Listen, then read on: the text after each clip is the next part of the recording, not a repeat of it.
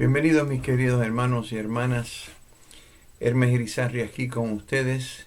Les invito a que tomen sus Biblias, por favor, vayan conmigo al libro de Apocalipsis. El libro de Apocalipsis capítulo 2. Apocalipsis capítulo 2. Es un privilegio para mí estar con ustedes aquí en este tiempo de devocional. Dice la palabra de Dios, dice aquí, comencemos en el versículo 4. Pero tengo contra ti que has dejado tu primer amor. Versículo 5. Recuerda, por tanto, de dónde has caído y arrepiéntete y haz las primeras obras. Pues si no, vendré pronto, dice la palabra de Dios, dice el Señor Jesús, a ti y quitaré tu candelero de su lugar si no te hubieses arrepentido. Vamos a orar. Amado Dios y bendito Padre, en el nombre precioso de Cristo, a través del Espíritu que tú has puesto en nosotros y la intercesión de nuestro gran Salvador, te bendecimos, te glorificamos, te damos gracias y te pedimos que este tiempo sea de bendición, que tu palabra corra en nuestros corazones y nuestras mentes, que también, Señor, nos ilumine de nuestro estado espiritual contigo. Padre, que si hay cosas deficientes, arréglalas. Lo que está fuerte, Señor, oh Dios, lo que está bueno, refuérzalo. Te pido por cada varón, cada dama que esté escuchando. Te pido, Señor, que si siempre puede haber alguien que nunca ha recibido a Cristo, te pido que este sea el momento de su traslado de muerte a vida, de tinieblas a luz. Te doy gracias por esta oportunidad y te pedimos tu poder y tu bendición en Cristo Jesús. Amén. Hermanos, este es un tema un poco delicado porque cuando vemos que estamos en el ministerio, cuando vemos que estamos en ciertas cosas del Señor, siempre se asume de que siempre está todo bien. Y yo no sé si ustedes han visto algún ministro o alguna persona que ministre que te diga que tiene problemas o que tiene situaciones cuando la verdad es que todos nosotros tenemos el reto de mantener nuestro primer amor. Y hay veces que cuando el amor hacia Cristo se mengua, hay veces que ni sabemos y tenemos un tremendo problema en la mano. Vemos aquí, para comenzar, que el problema tenemos que preguntarnos si era en esta iglesia de Éfeso, si era un problema ministerial.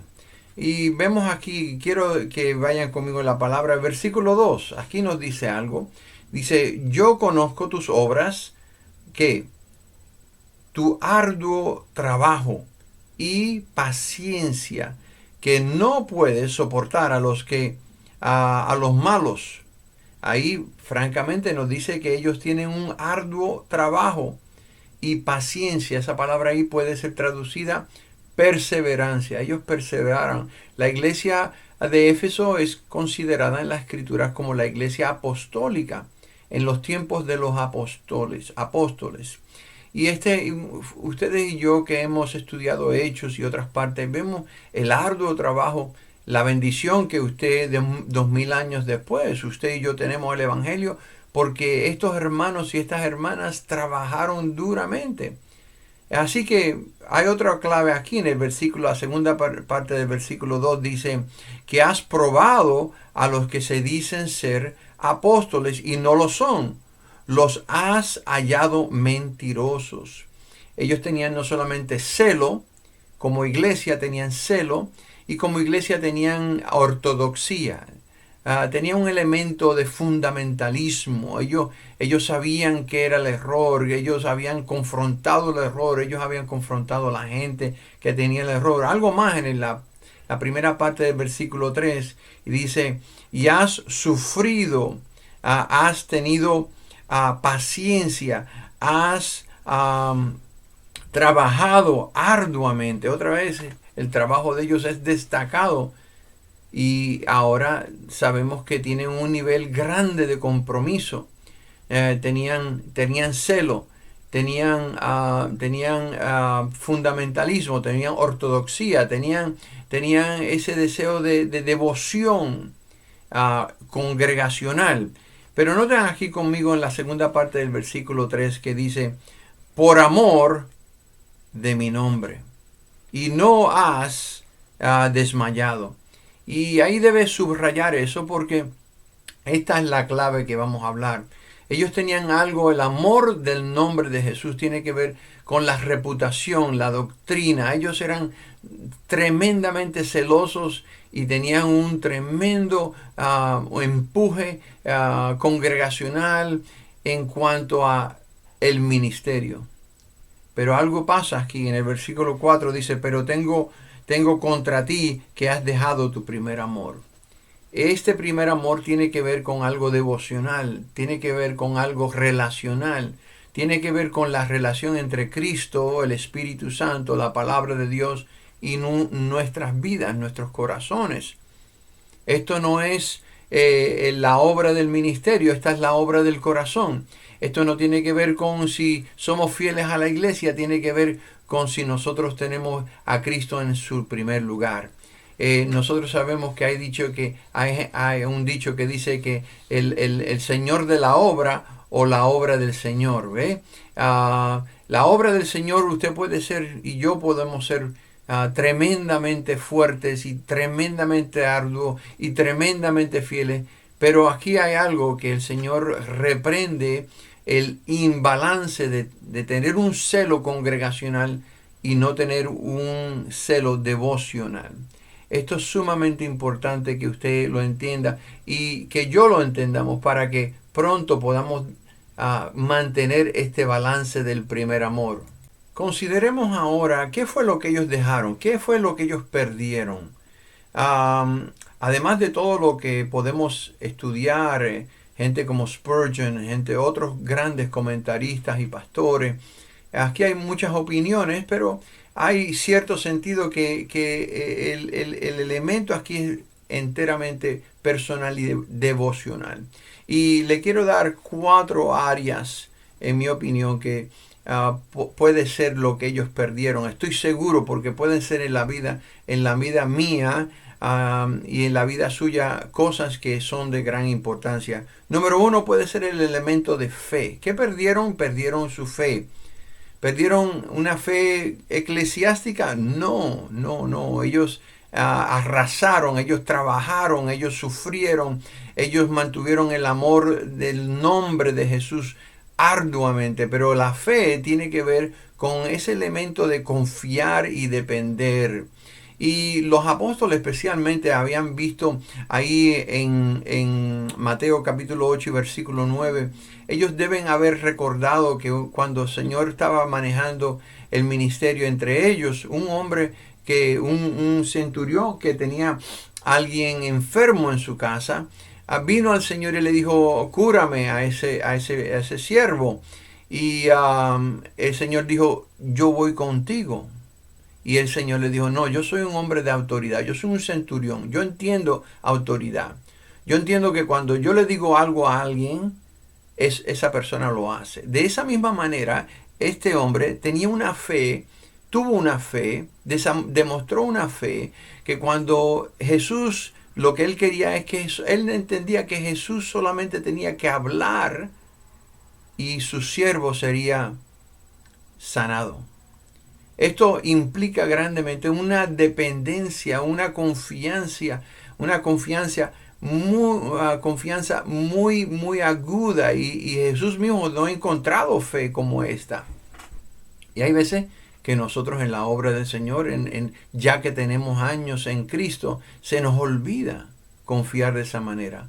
A veces se nos pasa el hecho de que en nuestra fe tiene que ser una fe sencilla y poderosa, no me malinterprete, pero es una habilidad de estar con Jesús, de confiar que Jesús lo puede todo, de entender que Jesús no tiene límites.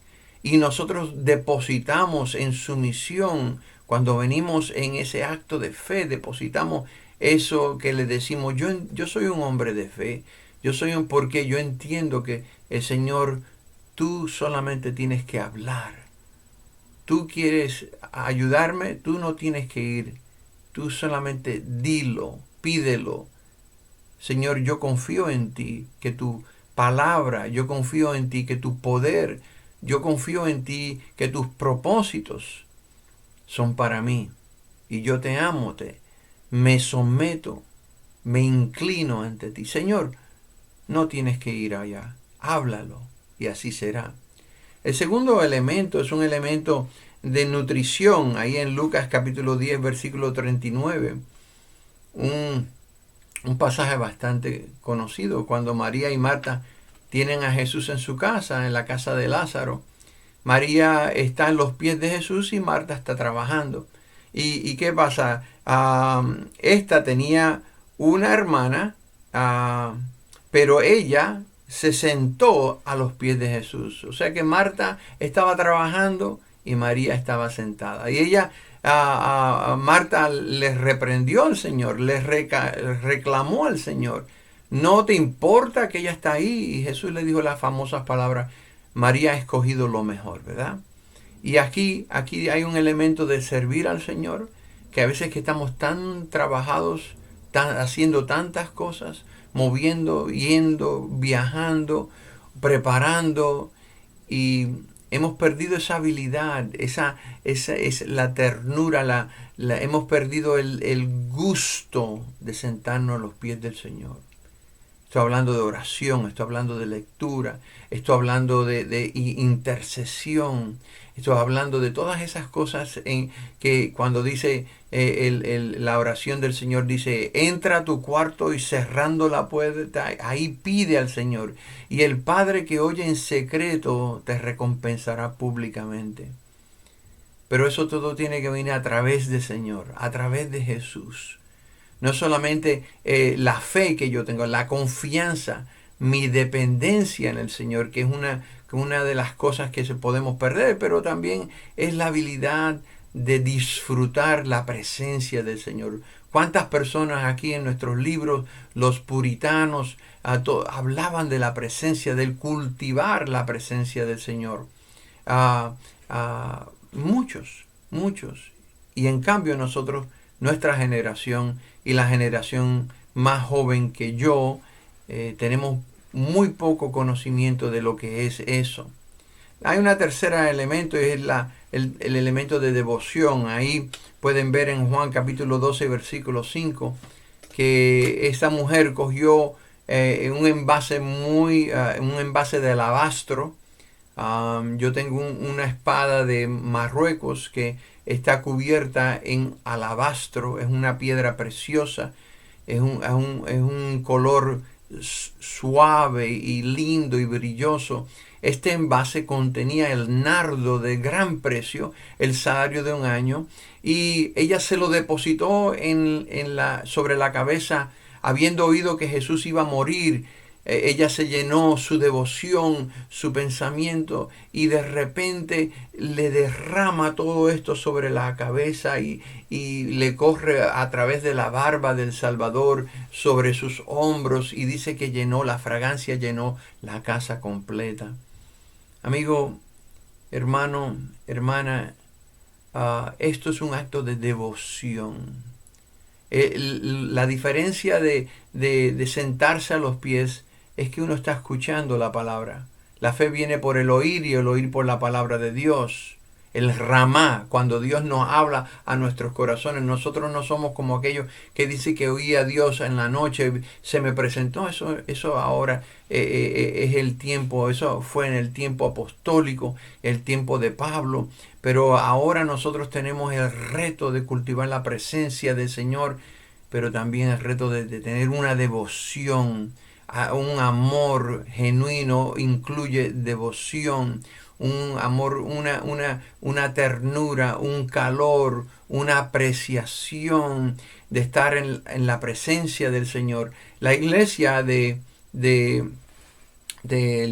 primitiva lo tenía, lo vemos en Hechos 13, cuando los ancianos y los líderes estaban ahí ministrándole al Señor.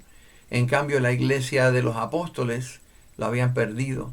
Ese valor que se le da al Señor, y en adoración enseñamos nuestra devoción, en la cercanía, en dependencia, en todas estas cosas enseñamos nuestra devoción. Qué importante viene a ser esto.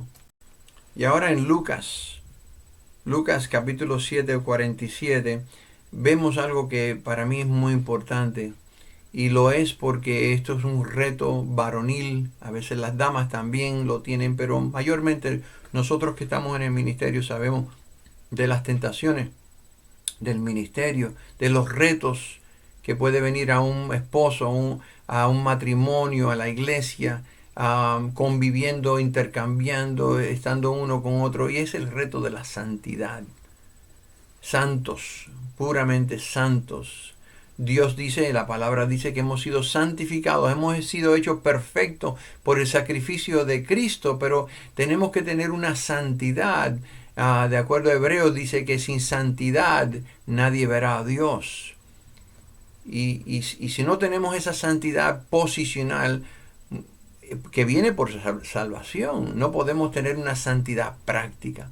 Y aquí en el libro de Lucas, vemos una mujer, una señora de la calle que tenía un problema serio con moralidad, una señora inmoral, que vino en un momento de quebranto y ese quebranto se demostró en un completo rendimiento ante el Señor, y el fariseo que la estaba mirando criticó a Cristo de que si él fuera un profeta, él sabría qué tipo de mujer es esta. Y aún así, ella derramó sus lágrimas, le lavó sus pies, lo secó con su cabello. Y el Señor le hace la pregunta a Pedro sobre quién entiende el perdón mejor, una persona que se le perdona mucho o una persona que se le perdona poco, a una persona que se le perdonó $1,000,000, en cambio una persona que se le perdona $10, ¿quién va a amar más? Y ahí vemos la famosa frase que al que mucho se le perdona, ama mucho, y al que poco se le perdona, ama poco. La santidad nuestra práctica tiene que ver y está ligada a nuestro concepto de perdón. El perdón que yo he recibido.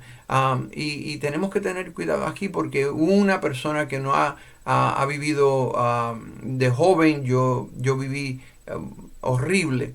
Y hay personas que fueron criadas en un hogar que no fueron drogadictos, no tomaron, no esto. El nivel de perdón de ese individuo que no ha participado en las cosas mundanas, pero era un inconverso, al igual que un reo, una persona horriblemente promiscua, una persona que ha hecho drogas, es el mismo. Lo que diferencia es cuánto esa persona aprecia lo que Dios ha perdonado. Y cuando tú aprecias poco lo que Dios ha perdonado en tu vida, tú amas poco y eres pocamente santo.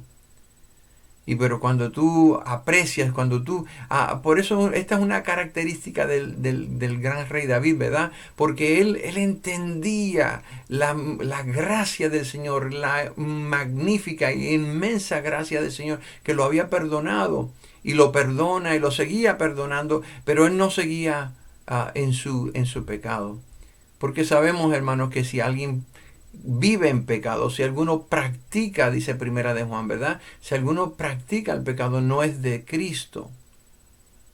Pero el penitente, el del Salmo 32, del Salmo 51, el que nos duele, nosotros crecemos en santidad. Y no somos absorbidos por la culpa, no somos derrotados por la desgracia o por la inconsistencia, porque sabemos cuánto Él nos perdonó. Y nos perdonó mucho, nos ha perdonado mucho, muchísimo, más de lo que tú puedes pensar o imaginarte. Y nuestro nivel de santidad está conectado con cuánto nosotros apreciamos ese perdón que hemos recibido. Y ese amor del Señor, inmenso sobre nosotros, nos amó completamente, dice Juan. Habiendo cumplido todo, nos amó hasta el fin.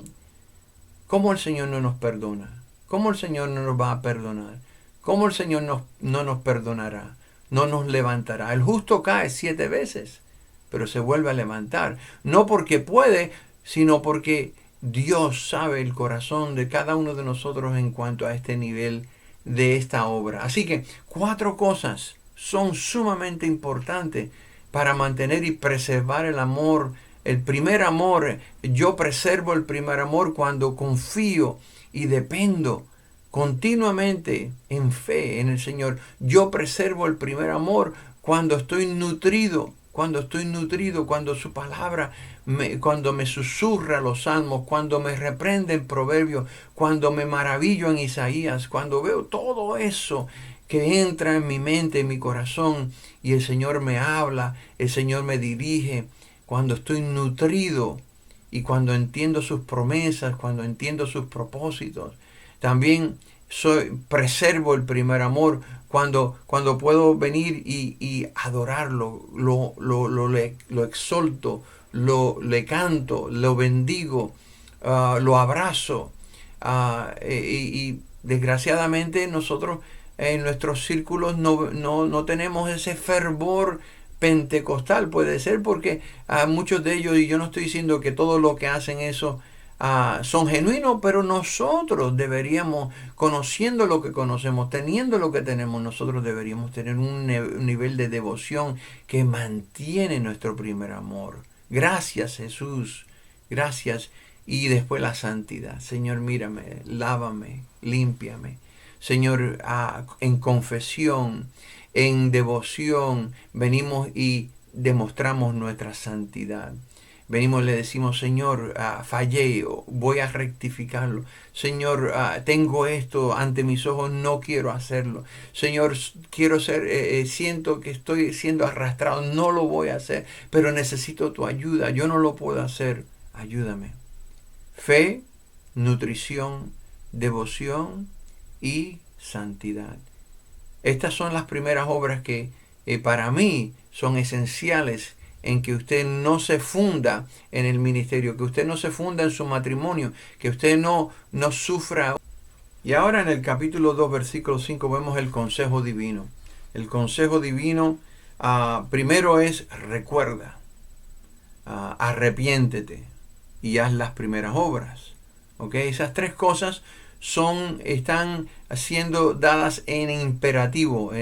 Si usted mira un interlinear, usted va a ver que estas cosas no son sugestiones, son mandamientos.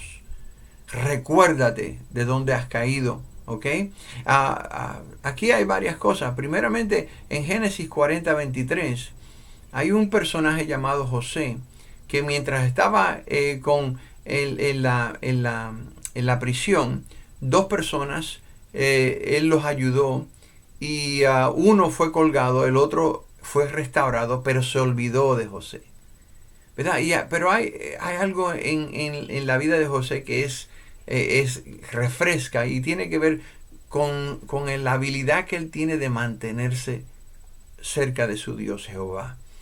Y esto es lo que yo llamo la delicia de lo primero. Cuando nosotros tenemos el primer amor, hay una delicia. Cuando vinimos al Señor, hay una delicia. Cuando recién fuimos convertidos, hay una delicia. No teníamos que ser empujados, no teníamos que ser mandados, no, eso venía natural, había una delicia. Y usted hay que recordarse de eso, de esos tiempos deliciosos. Cuando quizás no había mucho dinero, quizás no había mucho entrenamiento, quizás no había muchos recursos, pero usted tenía algo sumamente delicioso. Prueba a ver si el Señor es bueno, pruébalo a ver. Esto es sumamente importante. Recuerda también en Job, versículo 29, cuando Job habla en el capítulo 29, no versículo 20, capítulo 29, Job habla de cómo caminaba con Dios, cómo veía a Dios. Esto no solamente tiene la delicia, pero la cercanía. Cuando recién vinimos a Cristo había una cercanía, había un sentido de que Él estaba conmigo y contigo y con nosotros y que todo era bajo la presencia del Señor. Y uno, si no se recuerda de eso, tenemos un problema serio. Vamos a ver también, no solo la delicia de lo primero, también la cercanía lo primero, pero también la importancia de lo primero. Vemos en el libro de Esdras, capítulo 9, versículo 15, la Biblia dice así: henos aquí delante de ti en nuestros delitos, porque no es posible estar en tu presencia a causa de esto. ¿De qué? De nuestros delitos. Hay que recordar que el Señor es bueno, pero también Él es santo. Hay que recordar que cuando vinimos a Él en una promesa. Él nos dio salvación, pero es para que nosotros sigamos bajo la cruz, ¿verdad? Y si tenemos que, ese primer amor nos decía a nosotros: yo estoy dispuesto a cualquier cosa que tú pidas de mí, hacerlo.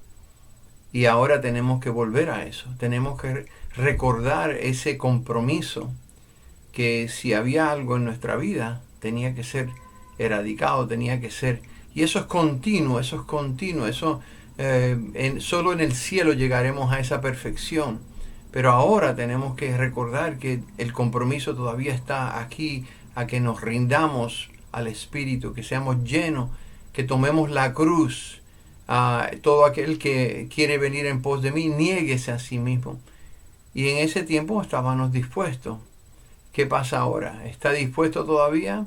¿Hay logros de bendición en tu vida? ¿Hay logros de cercanía en tu vida? ¿Hay logros de poder en tu vida? ¿Hay evidencia de que tú tienes un primer amor, o estás envuelto en un montón de cosas que no tienen que ver con eso? Entonces ahí es donde vemos lo que el Señor, el disgusto del Señor, cuando Él dice: yo, si no te arrepientes, yo cierro la iglesia, yo cierro tu ministerio. Si nos arrepentimos, es porque venimos y recordamos la delicia, el gusto, la bendición. Y espero que usted está haciendo eso. Para terminar, solamente tenemos que recordar que la respuesta del Señor es severa. La alternativa es que el Señor quite de ti o de mí cosas importantes, ¿no? Él dice que en el principio del pasaje de la iglesia, Él es el que sostiene la iglesia. Él es el que se mueve entre la iglesia. Él es el que agarra las estrellas, que son los pastores, son los líderes de esa iglesia. Y Él lo sabe todo. Él sabe todo de su vida, sabe todo. No podemos esconderle nada. Y es importante que usted sepa que el no tener el primer amor carga una consecuencia severa. Así que dice: Él quitará cosas de tu vida, y hay veces que son cosas valerosas para nosotros que no tienen valor para el Señor, pero Él las quita. Él sabe qué cortar, qué mover, qué hacer. Me recuerda lo que dice el Salmo 27, versículo 9. Dice: no escondas tus rostros de mí, no escondas tus rostros de mí. Dice: no apartes con ira a tu siervo. Mi ayuda has sido. No me dejes ni me desampares, Dios de mi salvación. Qué bonita oración. Si usted está en crisis, si usted está en una situación en que has dejado tu primer amor, el Salmo 27, versículo 9, nos cae como el remedio santo. Cuando le decimos al Señor: Señor, perdóname, no me dejes, no me abandones. Señor, ayúdame a regresar a ese primer amor. Quiero darte a ti lo mejor. Quiero sentarme a tus pies.